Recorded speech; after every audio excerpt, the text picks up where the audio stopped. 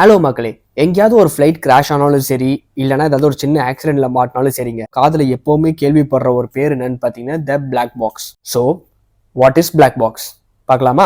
அது black box name வச்சிருக்கிறதுனால அது பிளாக்கா இருக்குமான்னு கேட்காதீங்க. கண்டிப்பா கிடையாதுங்க. அது பிரைட் ஆரஞ்சு கலர்ல பெயிண்ட் பண்ணிருப்பாங்க. அது மட்டும் இல்லாம நிறைய ரிஃப்ளெக்டர்ஸ்லாம் போட்டு வச்சிருப்பாங்க எங்க இருந்தாலும் கண்டுபிடிக்கிறதுக்காக. ஆக்சுவலி இந்த பிளாக் பாக்ஸ் பாத்தீங்கன்னா ரெண்டு பார்ட்டா இருக்குங்க. அதுல ஃபர்ஸ்ட் பார்ட் என்னன்னு பாத்தீங்கன்னா ஃபிளைட் டேட்டா ரெக்கார்டர்னு சொல்லுவாங்க. அது ஃபிளைட்ல இருக்க எல்லா டேட்டாவையும் கலெக்ட் பண்றதுதாங்க அதோட வேலையே. லைக் ஃபிளைட்டோட altitude, cabin pressure, fuel pressure, auto pilot ஆன்ல இருக்கா, ஆஃப்ல இருக்கா, இன்ஜின்ல ஏதாவது ப்ராப்ளம் இருக்கா, எக்ஸெட்ரா லைக் தட். இது பாத்தீங்கன்னா அப் டு 25 ஹவர்ஸுக்கான டேட்டாவை கலெக்ட் பண்ணி வைக்க முடியும் அதோட மெமரி யூனிட்ல. அந்த செகண்ட் பார்ட் என்னன்னு பாத்தீங்கன்னா காக்பிட் வாய்ஸ் ரெக்கார்டருங்க. அதாவது நம்ம காக்பிட் குள்ள கேட்கிற வாய்ஸஸ், அவங்க ரேடியோல பேசுற மெசேஜஸ், அது மட்டும் இல்லாம வெளியே கேட்கிற noise, in case any beep sound வந்தாலோ இல்ல எமர்ஜென்சி அலார்ம்ஸ் அடிச்சாலோ அது எல்லாத்தையுமே அது வந்து பாத்தீங்கன்னா ரெக்கார்ட் பண்ணி வச்சுக்கிட்டே வரும்.